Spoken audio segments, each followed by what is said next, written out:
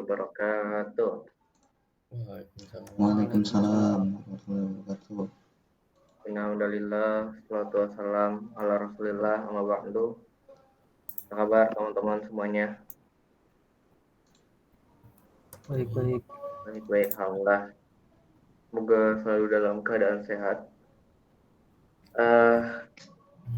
Di Sabtu malam kali ini kita bisa ketemu lagi di kegiatan ngobrol mingguan mungkin ya bahasanya. Buat bahas, buat belajar sedikitnya hal baru dari perkembangan dunia web, dari dunia web ya, kayak penyusunan layouting, mungkin ke fungsionalitas kedepannya kita bakal coba bahas. Oke. Di sini kita bakal lanjutin project yang minggu kemarin udah kita buat ya. Jadi di sini gue bakal langsung coba share screen ya buat project yang kemarin kita buat.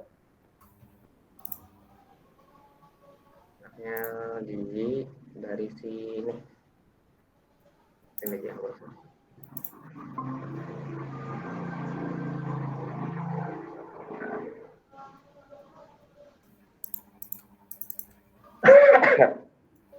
Nah, udah kelihatan kan teman-teman buat ini, buat layarnya.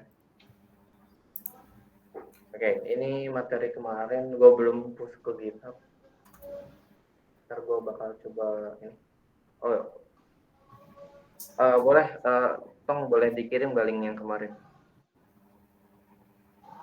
Karena kita bakal coba ini, gimana caranya Link apa? Link GitHub yang kemarin. Dikirim ke komen, Google Comment, di komen. Ntar di akhir bakal kita coba push ke sini, ke GitHub, ke branch, ke repository. Oke, ini kan udah kita buat kemarin ya.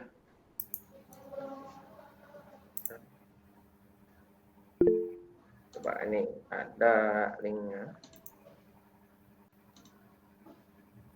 Bakal coba buka sebentar.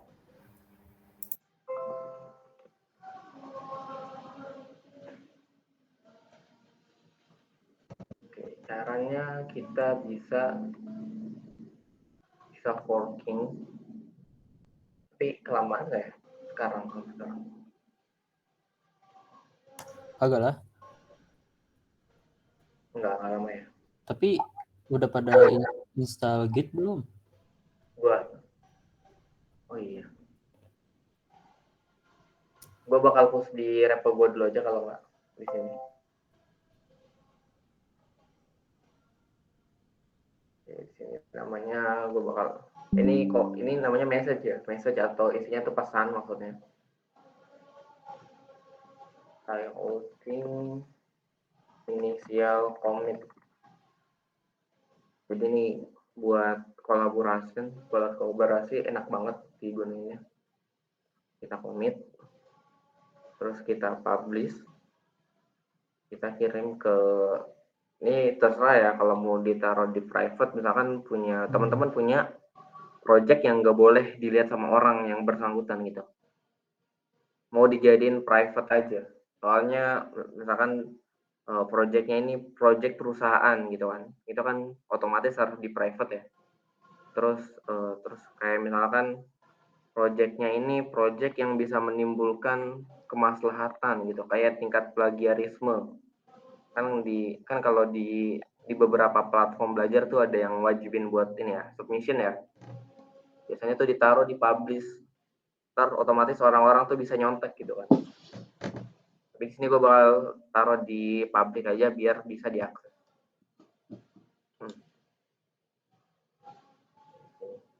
Ntar gue juga bakal coba nge-forking ke ini. Nah, ini udah ke push nih, udah ke upload lah ke namanya ke GitHub itu. Ini udah ditaruh, gue kirim di komen.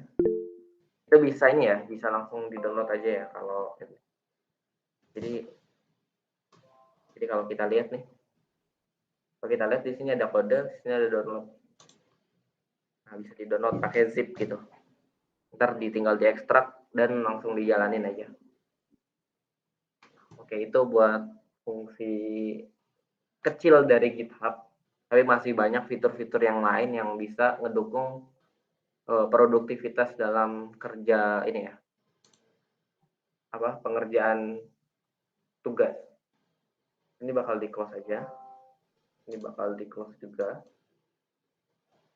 Kita bakal jalanin pakai live server, bisa pakai klik kanan ya, open with live server, atau juga di pojok sebelah kanan ini ada live servernya.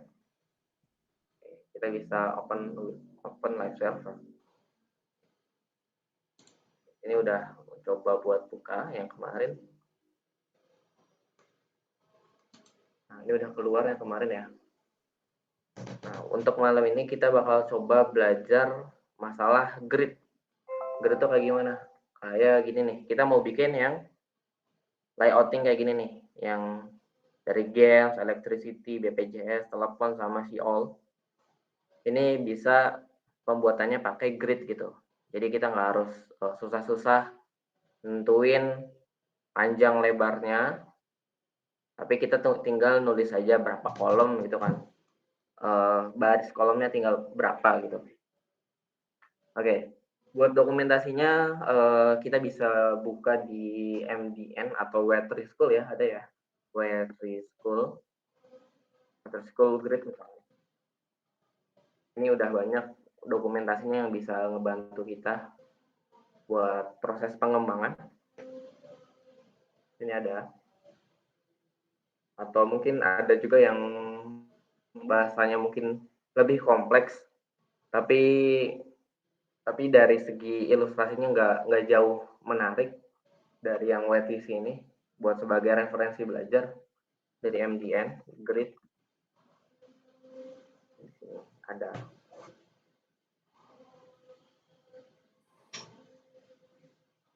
Sama aja semuanya, ini bisa langsung dilihat. Di sini ada dokumentasinya. Buat pertama-tama kalau pertama-tama tuh emang kalau baca dokumentasi itu kesannya pusing banget gitu. Nggak terbiasa gitu. Kita lebih terbiasa buat nonton tutorial gitu. Tapi kalau kebanyakan nonton tutorial juga nggak baik. Jadi itu bakal nimbulin apa yang namanya itu tutorial hell gitu. Jadi kita nggak berani buat explore hal baru, tapi kita bakal stuck di situ-situ aja gitu. Kita bakal nonton video aja terus, tapi nggak ada inovasi baru yang kita hadirin dari proses belajar nonton video itu. Itu sih jeleknya kalau kita kebanyakan ngikutin video gitu. Tapi nggak salah juga. Mungkin sebagian orang proses pengembangannya dari itu ya. Itu belajar. Oke, kembali kita bakal bahas masalah grid ini. Kita buka codingannya. Ini bakal dibuat miring gini aja. Dibuat rata gini aja. Biar lihat perubahannya. Oke, udah kelihatan ya? Ini bakal gede. Oke, kita bakal tambah beberapa item di sini. Ini udah bisa kelihatan ya? Ini kayak navbar. Navbar tuh yang warna hijau di sini navbar. Kemudian dari yang konten tengah-tengah ini masuknya main gitu kan. Main konten. Nah, sekarang kita bakal buat komponen pakai grid gitu yang ada 6 kolom sama 2 barisnya. Oke, caranya kita buat div aja. Kita tambah elemennya grid section lah ya, namanya grid section gitu. Nah, di sini kita bisa buat box aja dulu ya, kayak kemarin. Ini masih ada boxnya nih.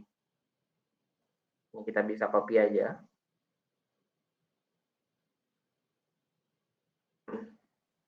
Bisa copy aja di sini. Hapus komennya di sini. Nah, ini baru ada 3 doang. Kita mungkin butuh sekitar 4 atau 6 ya. Kita jadi 6 baris saja. 6 elemen box. Kemudian kita juga bakal coba buka CSS-nya. Jadi strukturnya tuh gampang. Jadi teman-teman tinggal buat aja beberapa baris gitu kan. Ini nggak harus pakai div juga bisa, tapi lebih direkomendasiin pakai div ya, biar lebih terbungkus gitu penyusunannya. Oke, buka CSS-nya, kita pakai yang pojok kanan atas ini, biar dia dua sisi. Oke, ini ada sisi kiri buat yang HTML, sisi kanan buat yang CSS. Kita bakal ke bawah, buat elemen yang box kita bisa nyalain lagi. Di sini udah ada di komen ya. Jadi bisa dinyalain. Ini dikasih komen juga. Untuk di sebelah sini, di sini, oh ya, ini komennya dinyalain aja semuanya. Di sini di bawahnya dihapus, ada penutupnya. Nah, buat yang kontainer ini, berhubung si parent-nya bukan namanya kontainer, bukan kontainer lagi, tapi namanya grid section. Namanya grid section. Kita ubah aja namanya. Jadi di kontainer ini namanya kita ubah jadi grid section. Nah, buat pemilihan jamak ini kita nggak harus nulis satu-satu gitu ya, grid section itu. Terus di sini turun lagi ke bawah grid section gitu kan. Grid section, nah, nggak harus. Itu bakal ngabisin waktu gitu kan. Tapi kita bisa pakai namanya Ctrl D. Kita bisa dipilih dulu pakai Ctrl D. Caranya kita pakai Ctrl D. Ini kalau pakai Ctrl D perubahannya bakal bisa jamak, bisa bareng-bareng. Nah, ini udah ke-select semua nih Ctrl D nih. Gitu kan. Kayaknya yang di atas keajak deh. Ini jangan diajak yang di atas. Cukup yang di sini aja, yang dari bagian bawah. Sorry. 1, 2, 3, 4, 5, grid section. Oke, kita ubah namanya jadi grid section ya. Pokoknya yang kontainer di bagian bawah kita ubah jadi grid section. Nah, displaynya sekarang yang ini, yang di grid section di sini kita hapus aja nih. Soalnya kita udah nggak pakai ini. Kita pakainya sekarang display grid. Nah, kita lihat deh. Udah ada perubahan belum ya? Ya, tentu belum ada perubahan. Soalnya kita belum set mau berapa kolom sama baris dia. Cara buat ngesetnya itu cukup gampang ya, cukup mudah. Kita tinggal tambah ini aja. Nama propertinya grid template column. Nah, mau ngebuat berapa sih? Saya misalkan pakai repeat. Repeat itu perulangan ya, diulangi sebanyak 3 kali dengan ukuran 1 frame gitu. 1 frame itu berapa ya? Berapa pixelnya itu nggak secara statis, tapi dia tuh berubah-ubah secara dinamisnya itu. Ukurannya itu secara dinamis. Jadi dia bakal ngasih otomatis nyesuaiin sendiri gitu misalkan. Yang penting dia tuh punya 3 kolom. Nah, kita mau lihat gimana kalau dia dikasih 3 kolom. Nah, ini contoh dari 3 kolom. Sorry, ini ada 4 baris. Ada 6 baris, tapi kita baru ngasih 4 pewarnaan ya. Kita bakal kita bakal tambahin maksudnya. Ini yang kelima. Ini yang kelima nih. Dan ini yang keenam. Sorry, ini belum kasih warna tadi. Warnanya bebas deh. Apa ya? Warnanya ini boleh boleh. Nah, dia udah munculin ini ya, tiga kolom 2 baris gitu. Tapi ini juga belum ini secara default ya. Jadi dia tuh tinggal nyesuaiin sama ukuran layarnya gitu. Ntar dia bakal otomatis nurun sendiri. Jadi kalau misalkan ini kan 3 ya kita terapinya. Kalau kita set dia jadi repeatnya jadi 6 gitu. Jadi dia otomatis 1 baris. Tuh. Kalau misalkan cuman maunya 2 gitu. Otomatis 2 gitu. Nah, gitu. Untuk penyusunan penggunaan grid itu ya. Jadi bisa dua sisi. Bisa secara horizontal dan vertikal gitu. Ini kan baru kolomnya nih. Kita mau dia punya apa namanya? Wait, berapa? Ini bukan kolom lagi, tapi row. Kalau kita lihat gimana hasilnya, ya sih. Berapa ya ukurannya yang bisa dipakai jadi 2? Ini kalau 2 kali 2, jadinya berapa? Ya. Kita bakal coba hapus dulu. Waduh, sorry. Oke, itu ya. Wah, dia kembali jadi awal. Repeatnya menjadi 2. Oke, itu aja sih untuk pengenalan dari penggunaan row yang sedikit ya. Nah, di sini juga nggak harus teman-teman 1 FR gitu. Mungkin maunya 2 FR atau berapa FR, atau bisa juga secara komposisional. Misalkan yang pertama 1 FR, yang kedua 2 FR, 2 FR, yang ini 3 FR lagi. Kita bakal lihat, nah dia bakalan nyesuaiin gitu. Dia bakal nyesuaiin. Kita mau buat dia 1 FR aja. Atau mungkin secara pakai ukuran pixel juga bisa langsung dikasih 500 pixel per boxnya gitu. Ya per boxnya Ya udah. punya 500 pixel. Jadi kalau kita inspect elemen dia, jadi setiap grip tuh bakal nampung kurang lebih 500 pixel di sini. Ini yang kotak-kotak ini, yang kotak-kotak bertitik. Nah, itu ukurannya 500 pixel. Tiap kotaknya. Gitu. Tapi kalau kita taruhnya 1 FR aja. Nah, dari segini ya, dari tiap-tiap ini kita bisa ukurin lagi nih, kita bisa terapin lagi nih buat masing-masing si box per individualnya gitu.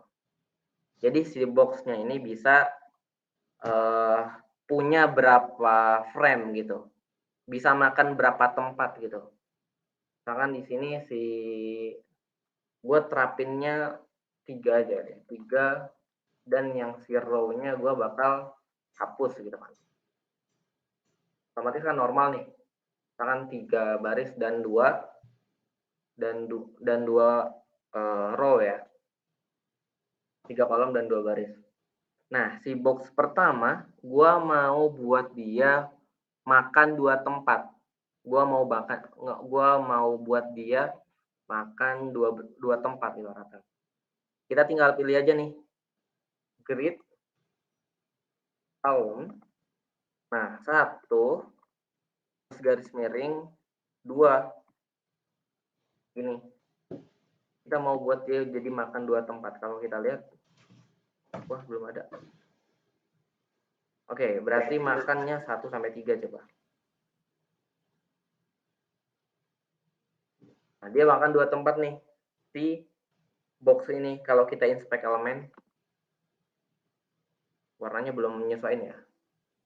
Gue bakal coba buat dia nyesuaiin. Nih, kalau kita lihat si box yang 1 ini, dia makan 2 tempat. Kalau kita hapus warnanya coba nih. Width-nya width aja.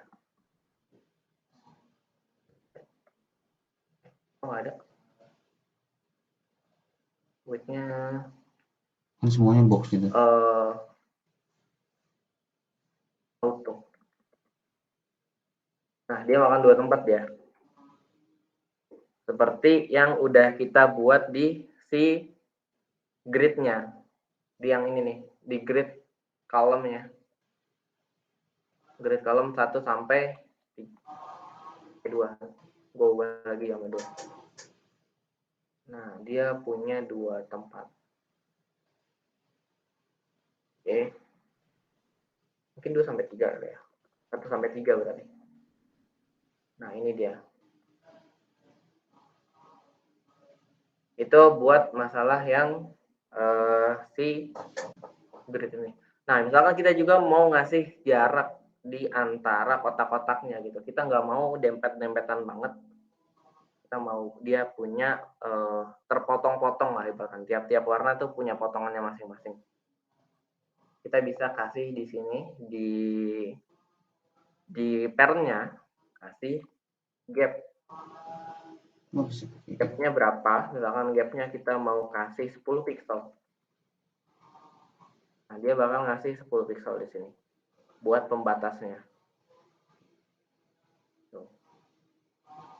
Atau mungkin 10 pixel buat vertikalnya, 10 pixel, 2 pixel buat horizontalnya. Ini kalau nggak salah bisa nih. Nggak bisa. Beda-beda. Dia cuma nerima satu ukuran doang. Kita taruh aja di sini misalkan 1 rem, 16 pixel ya 1 rem itu. Ada lagi apa ya? Nah, itu untuk penggunaan si grid ya.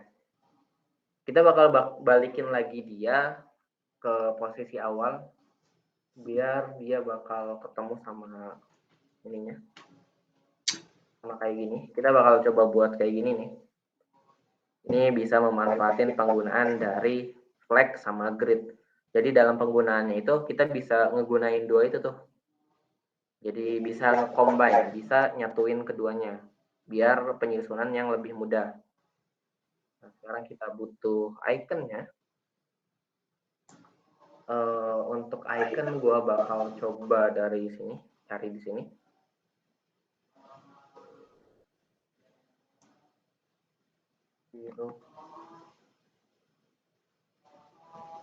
Oh iya, di sini gue bakal ngasih referensi aset, bukan aset sih, lebih ke tempatnya belajar ya, kayak alat-alat yang bisa dipakai buat pengembangan di sini. Ini dari atas sampai bawah tuh lengkap banget resource-nya yang bisa kita gunain, kayak JavaScript gitu kan, referensi-referensinya. Ada font and typography, ada colors buat generate warna gitu. Ini ada icon. Kita pakainya nanti pakai ini icon nih. Icon kita pakainya Ionicons. Nah, untuk penggunaan Ionicons ini cukup mudah. Kita nggak harus install apa-apa. Sini kita hanya perlu namanya copy CDN. CDN itu kayak semacam URL. Nah, tinggal kita gunain. Kita bakal cari CDN-nya. Nah, ini namanya CDN. Content CDN itu tinggal ada apa ya? Content Delivery Network gitu. Jadi ini tuh CDN namanya. Kita bisa copy aja. Kita bakal taruh di head-nya. Kita bakal taruh di head. Sini ya. Oh, di head. Nah, dia udah ke import buat si yang icon ini. Jadi kita tinggal ikutin aja dokumentasinya gimana cara penggunaan Ionicon. Caranya cukup mudah. Panggil pakai Ionicon, terus namanya, terus ditutup. kita langsung ke pack-nya aja. Nah, misalkan di sini ada apa aja nih? Kayak misalkan nature. Oh, nah nature, misalkan alam itu kan. Cari yang di fill. Nah, ini bisa langsung di copy. Yo, silakan Bang Nopal. Kenapa? Nanya dulu nih. Kalau pakai CDN itu kalau kita nanti buat nge-publish ya, bagusnya pakai CDN apa di download? Kalau di download, jadi kalau misalkan gue terangin aja ya. Kalau misalkan resource-nya itu bisa nggak perlu ditaruh di node modules, itu kayaknya pakainya aja pakai CDN. Node modules kan dipelajarin ya di JavaScript yang udah advance gitu, apa intermediate to advance itu dipelajarin node modules. Tapi biasanya kalau developer tuh biar kodenya nggak berantakan, dia diinstal gitu, diinstal pakai node module.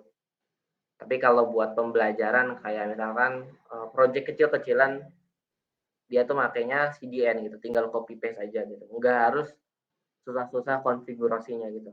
Kan kayak Bootstrap gitu ya, Bootstrap kan kalau kita ngekonfigurasi sendiri kayak susah gitu, harus import dulu dari node modules gitu kan. Dan dari segi pengembangan juga kalau misalkan ntar CDN-nya mati kan itu kan ngaruh juga ya ke pengembangan gitu. Tapi kalau udah diinstal di node module, walaupun URL-nya itu kadaluarsa atau rusak, dia nggak bakalan terpengaruh. Soalnya aset-asetnya udah tersimpan di node module, udah tersimpan di node module. Dua-duanya sama-sama punya ini sih, keuntungan dan kekurangan masing-masing. Tapi kalau buat project kecil-kecilan pakai ini aja, pakai CDN. Tapi kalau udah skalanya besar, diinstal aja.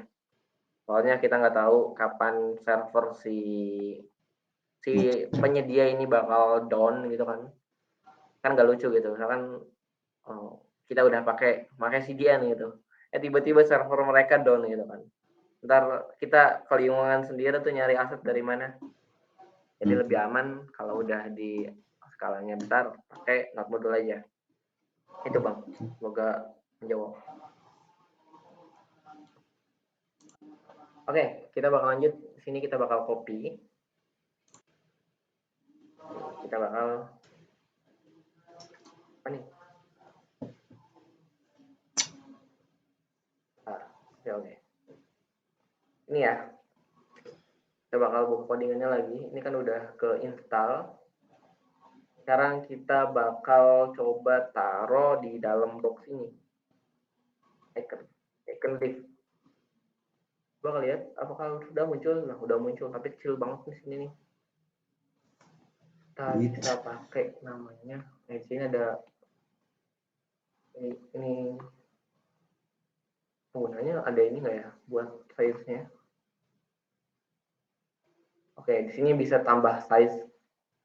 Jadi tinggal bisa pakai CSS juga ternyata.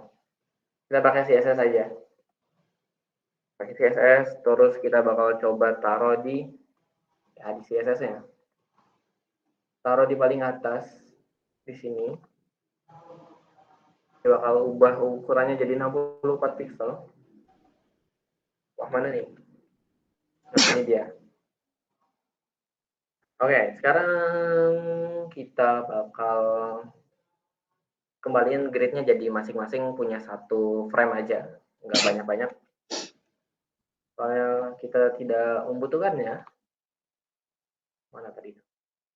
Oke, buat width-nya kita jadi 400 pixel aja, sama aja. Jadi 200 pixel. Dan grid-nya jadi 3, ini column-nya jadi meja kayak biasa aja. Nah, dan buat yang flex grow ini berhubung kita udah nggak pakai, kita bisa hapus ya. Hapus.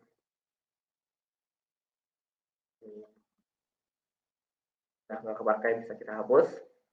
Nah, ini kan posisinya nggak di tengah-tengah nih. Kalau nggak tengah-tengah ini berarti kita harus gunain apa? kita harus gunain namanya grid gitu kan. Grid, sorry. Pakai flex biar mudah dalam penyusunan, dia ada di tengah-tengah. Bisa sih sebenarnya bisa nggak ya pakai grid ya? Pakai grid, terus pakai justify, content, enter. Bisa nggak ya? Enggak. Oke, dia tidak merespon. Item center coba. Dia tidak merespon. Berarti kita harus bungkus si grid ini menjadi apa ya? Masih penasaran saya. Justify items. Bisa tuh. Oh, dia pakai justify item. Jadi ada di tengah-tengah. Kayak ini. Kayaknya terlalu jauh buat jarak antara atas sama bawah ya. Kita mau lihat dulu.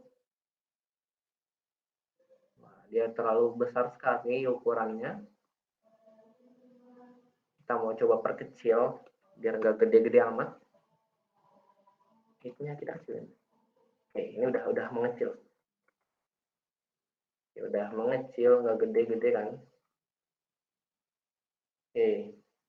Sekarang kita bakal coba buat di dalam si box ini punya icon masing-masing. Boleh ya, boleh generate random. Mungkin dari sini kita cari gitu kan, yang berhubungan sama misalkan apa ya, kayak mungkin penerbangan gitu kan, kopi, terus kayak ini mungkin ada bus, fotokopi, terus ada ini mungkin kita copy, terus ada ikan mungkin kita copy. Bebas di sini, silahkan teman-teman prefernya yang mana. Ini gue bakal coba taruh di dalam masing-masing boxnya. Nutrition, ada fish, oke, terus ada diamond, terus ada juga ada bus, airplane, ada bus.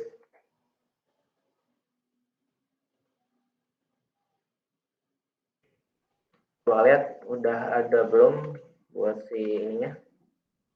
Ya, masing-masing udah punya apa namanya? Icon. Udah punya icon. Tapi masih di pinggir-pinggir. Kita mau buat dia di tengah gitu ya. Cara buat ke tengahnya kita bisa gunain flex. Display di sini flex content box, center. Display flex gitu. Justify content, enter. Item center, align item ya, enter juga. Nah, kita bakal ubah dia ada di tengah-tengah. Nah, dia udah ada di tengah-tengah nih. Nah, jadi buat penggunaan grid ditambah flex itu sangat powerful ya buat susunan layout yang lebih baik gitu kan. Jadi sini udah bentuk nih. Tapi kayaknya kalau kita mau tambahin juga iconnya kayak biar lebih padat gitu kan. Jadi 4. Oke, itu lebih rame gitu kan ya. Kita copy aja deh biar nggak riuh-riuh. 2 dari sini dari sini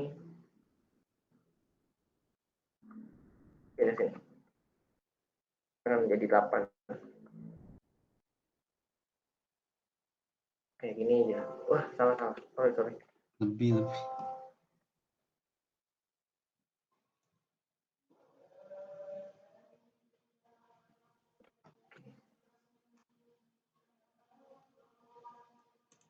kayaknya. Iya, kelebihan. Wah, ya berarti ini ya, ini udah menyusun, udah lumayan membentuk walaupun warna-warnanya tidak konsisten. Tapi itu tergantung kesukaan aja. Oke. Bisa dihapus. Nah, gini aja ya, buat warnanya itu terserah, silakan eksplorasi sendiri kalau misalkan mau ubah-ubah. Nah, ini adalah sedikitnya pengembangan dari penggunaan grid gitu.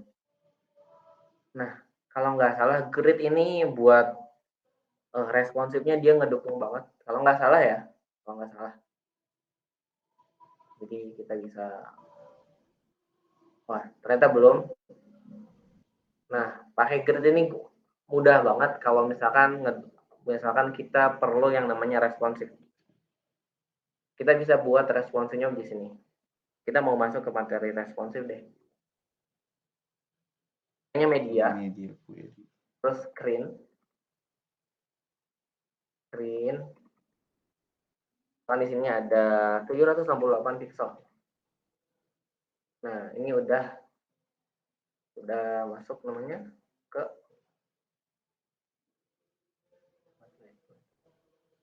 gue lupa juga. Media query CSS.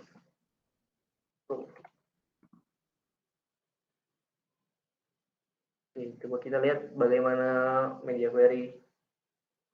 Oke, kita copy aja. Bagaimana media query bekerja.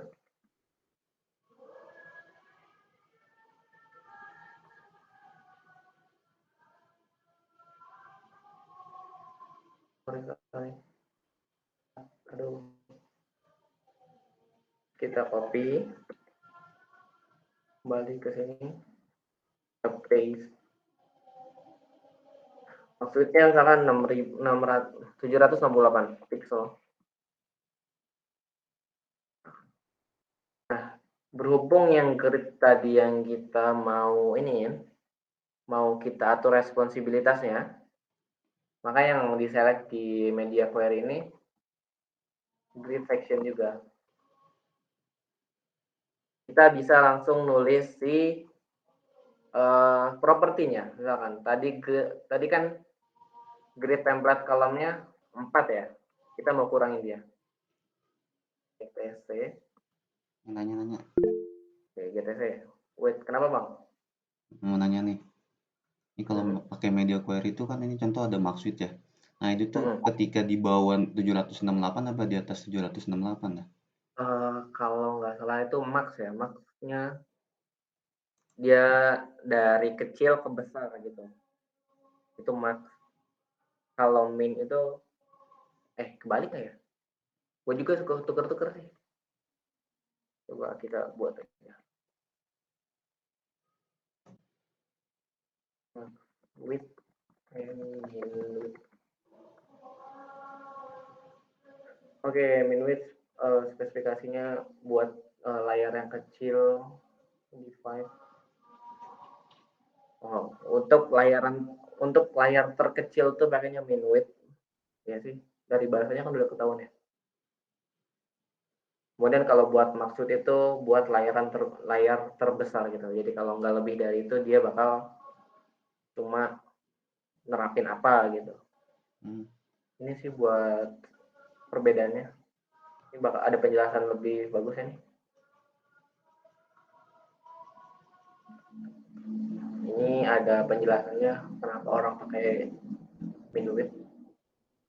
Kalau min width itu biasanya dipakai buat yang pakai mobile first atau dibuat dari ukuran HP gitu kan.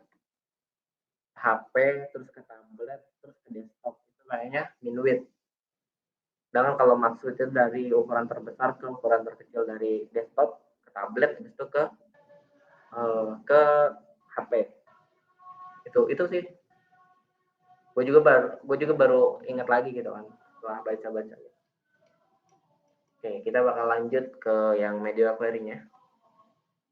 Seperti kita di sini maksudnya 768 pixel. Dia nampung 3 kali dan 1 FF.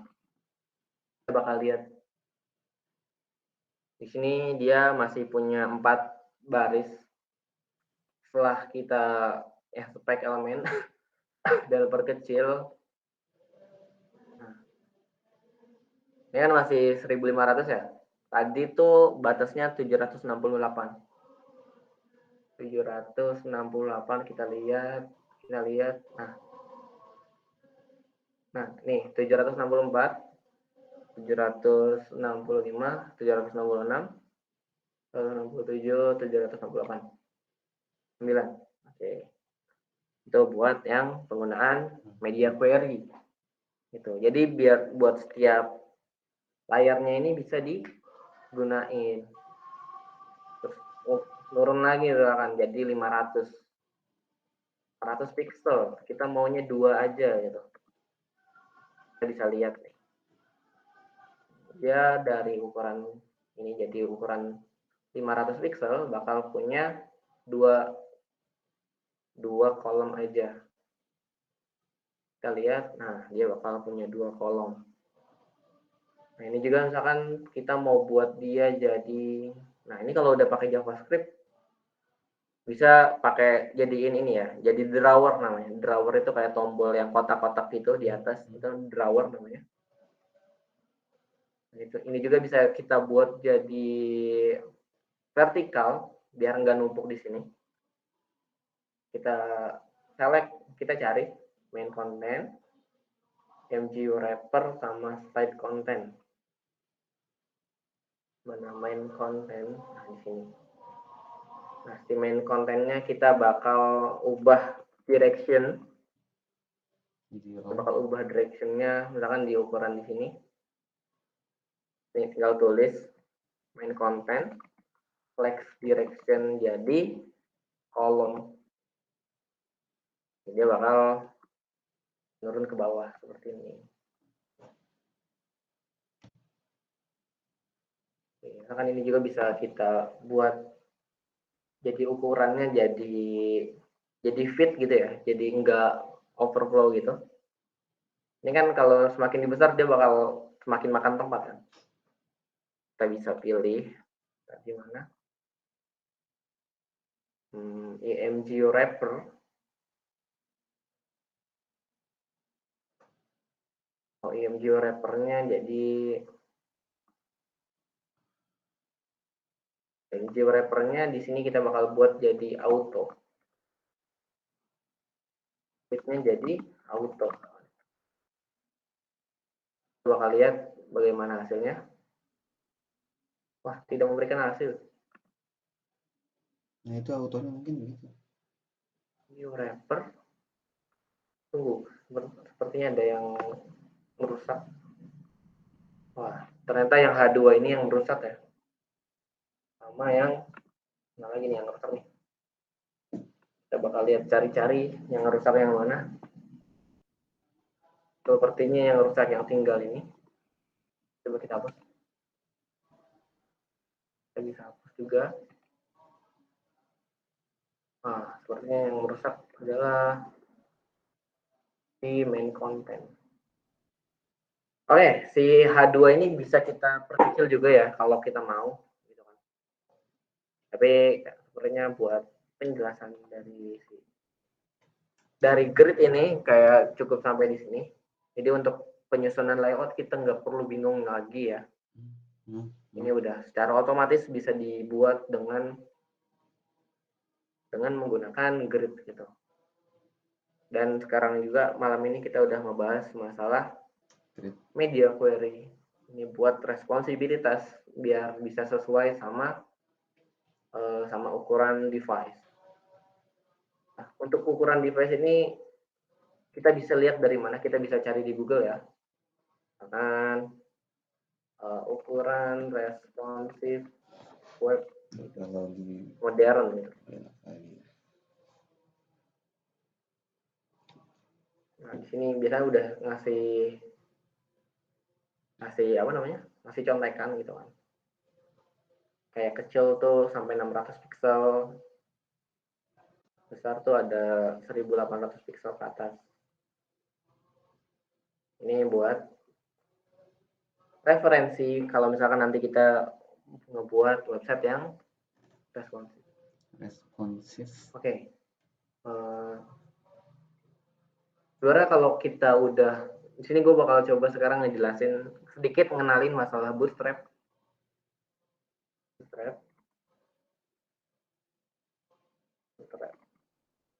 Nah, kalau misalkan kita udah misalkan jago gitu di penyusunan CSS, kita bisa pakai namanya framework CSS ini, dimana kita nggak harus secara natif atau secara murni dari awal ngoding kayak barusan gue terapin ya. Tapi kita bisa pakai namanya CSS framework ini. Di sini ada, kalau mau belajar buat projectnya, ini udah ada contohnya, tinggal di copy aja, terus di paste di project kita. Ini juga di copy terus di paste, tuh kan. Nah, enaknya ini apa? Dia tuh CSS framework ini udah built-in komponen.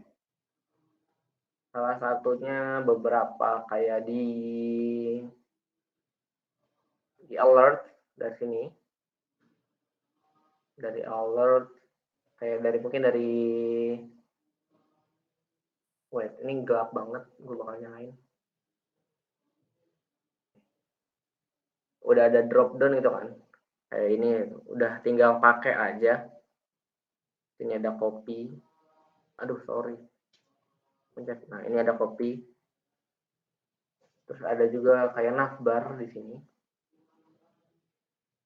Nah, ini ada navbar, dan dia juga udah responsif buat perkembangan buat layarnya. Jadi kalau kita kecil nih, perkecil, dia bakal ukuran layarnya bakal menyesuaikan. Kita perkecil, wah hilang dia. Nah, dia bakal nyesuaiin nih. Nah, tadi yang sebelumnya masih ada tulisannya nih, jadi hilang, nyesuaiin sama ukuran layar.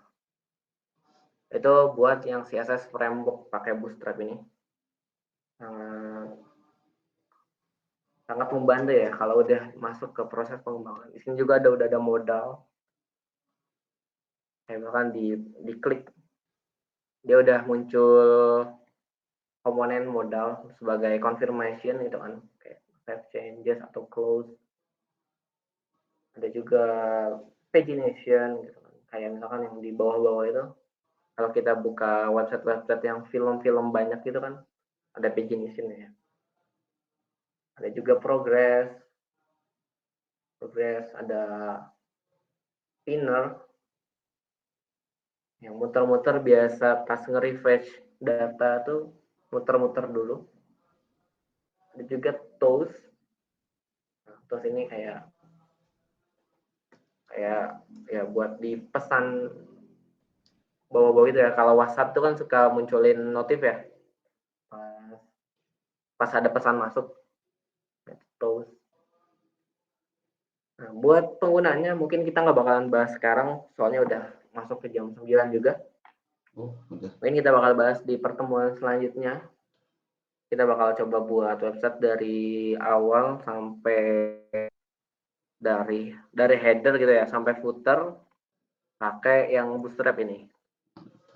Tapi nggak apa-apa, buat sebagai pengenalan aja gitu kan. Mungkin kedepannya bisa ngebantu dalam proses pengembangan website. Itu buat cara enterprise gitu kan, teman-teman butuh dalam kebutuhan bisnis gitu ya. Itu bisa ngebantu banget kalau misalkan nggak punya latar belakang coding yang cukup mumpuni. Tapi emang butuh beberapa keahlian khusus kalau emang mau ngemanipulasi elemennya. Tapi kalau emang yang mau sederhana aja, pakai Bootstrap ini tinggal copy paste itu cukup banget. Itu sih. Tapi kalau buat belajar sangat tidak direkomendasikan buat langsung pakai ini, pakai Bootstrap. Jadi kalau kebutuhan kita minggu depan buat ini aja langkah lanjut, sebagai kita kan udah belajar CSS natifnya. Itu aja. Makasih. Mungkin teman-teman ada yang mau ditanyakan? Silakan, monggo monggo.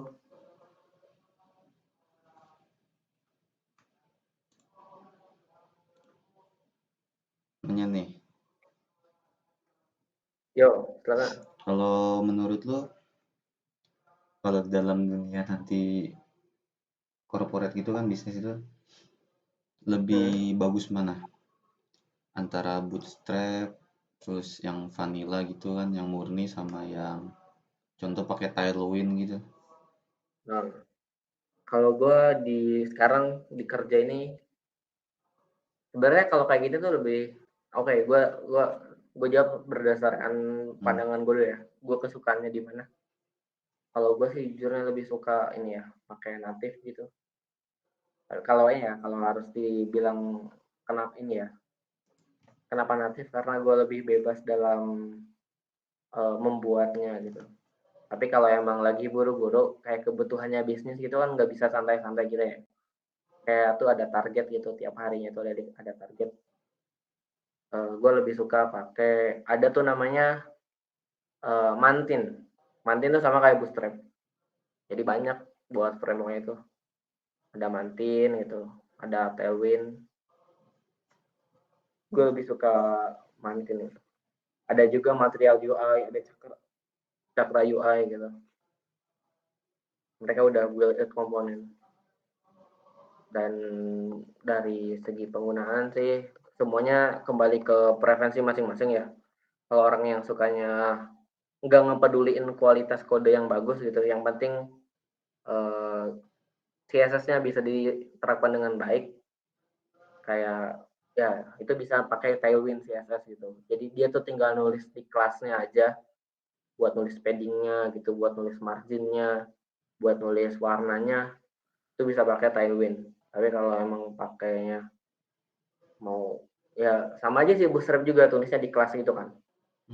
Itu kalau orang yang tidak memperdulikan kualitas kode yang baik. Tapi lebih parahan Tailwind sih, itu bisa nyampe sampai ke tengah-tengah kode itu. Tailwind tuh ini banget, dibabat habis lah. Ya gitu sih bang. Semuanya kembali ke kenyamanan masing-masing. Ada yang suka pakai Tailwind, ada yang suka pakai Bootstrap.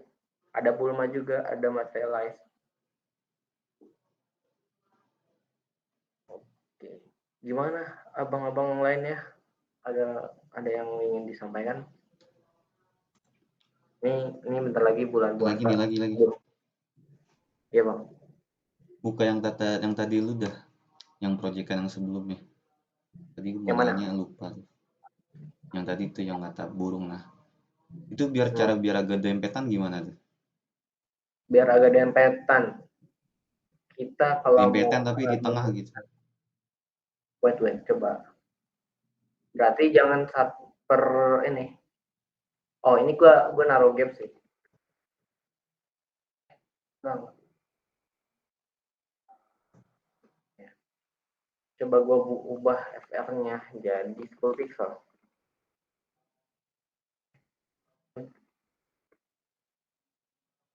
Oh, ini berhubungan gua pakainya center ya.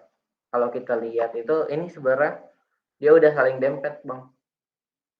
Kalau kita lihat ya. Nah, kelihatan nggak garis-garis birunya? Oh iya. Jadi sebenarnya yang ngebuat ini tuh sih warnanya yang ini kan gue cuma nulis sekitar 200 ya. Kalau gue coba hapus juga bakal nyesuaiin gitu. Malah enggak ini. Biasanya sama dengan auto gitu. Wah, apa jadi kayak gini ya? Gepeng. Bentar, gue bakal coba lihat dari sini. Kita ngelihat.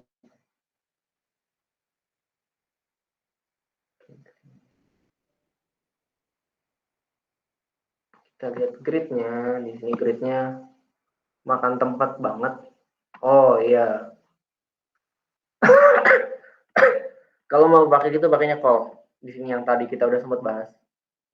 Makanya gini, grid call-nya 1 sampai berapa gitu, 3. Terus di sini lanjut grid call-nya 3 sampai ini nggak ya? Enggak, beda. Sorry.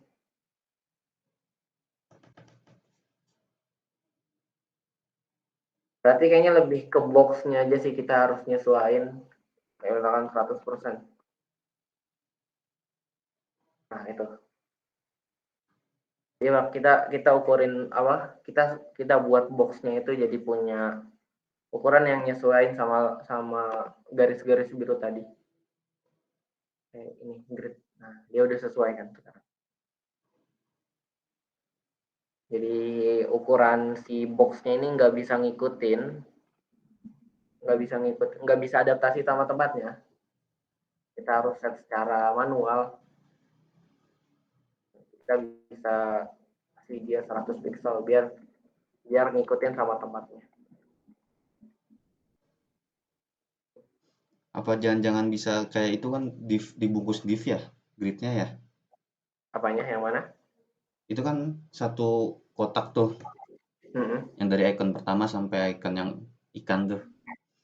Apa bisa pakai di div yang itunya itu dikasih padding kiri kanan gitu biar dia ngambak jadi ke tengah? Oh, bisa. Di box ini kita kasih padding gitu ya. Padding 2 rem. Nggak kelihatan. Di mananya? Mungkin bukan di box ya sih, lu masang di gridnya mana? Display gridnya. Di grid section-nya? Iya, di grid section-nya itu bisa nggak kayak dikasih padding? Itu kan dia kebungkusnya masih grid. Wait, bakal dicoba dulu. Berarti width-nya dihapus dulu. Kayak gini nih, Bang. Oke, coba terus kita kasih padding. 2 rem. Ini.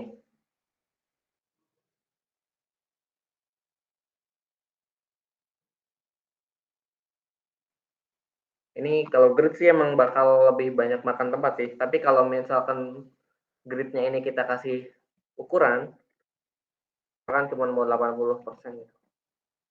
Itu bakal nyesuaiin kok. Sekarang 50% aja gitu. Gitu.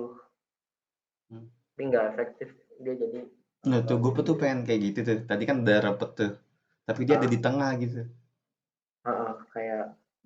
Ini kan udah agak rapet tuh. Oke. Kayak berarti dari si... Oh iya, bisa div-nya juga. Bisa dibungkus div lagi sih. Kayak misalkan di sininya udah grid section nih. Kita bungkus lagi aja gitu pakai div. Terus kita taruh tengah-tengah pakai flex. Nah iya, maksudnya gitu bisa nggak itu? Itu bisa. Pakai flex itu kan.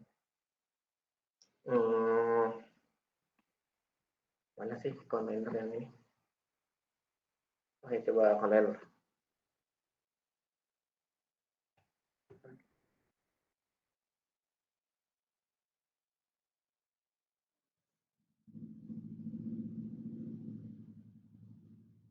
Kontainernya ubah jadi kontainer lain aja. Nah, Bisa sih pakai flex. Tapi nggak rapi kok. Kok nggak rapi?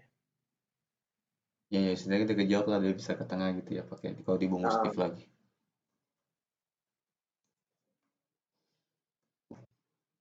Nah, itu bisa. Terus di sini kita bisa kasih gap ya, di sini gapnya tangan 1 rem. Nah, seperti ini dibungkus pakai flex. Nah ya gitu. Oke. Pokoknya 2 komponen ini nih, pakai flex sama grid itu udah powerful banget buat penyusunan. Jadi emang gue tuh kalau orang-orang ini ya, kalau kalian ada waktu luang gitu ya buat lihat-lihat kode yang gue buat di GitHub itu, Gue tuh kebanyakan nyusun pakai flex gitu. Jadi kebanjiran flex gitu kode gue. Banyak dari atas sampai bawah tuh pakainya flex gitu. Flex grid, flex grid, flex grid gitu. Itu bagus apa enggak kalau begitu? Itu bagus-bagus aja. Soalnya jadi kita lebih konsisten dalam penyusunannya gitu kan. Nggak salah sih kalau dari HTML nggak apa-apa. Dan dia juga nggak ngeganggu aksesibilitas, nggak ngeganggu dari performa juga, dia nggak ngeganggu, malah lebih kayak bersih gitu.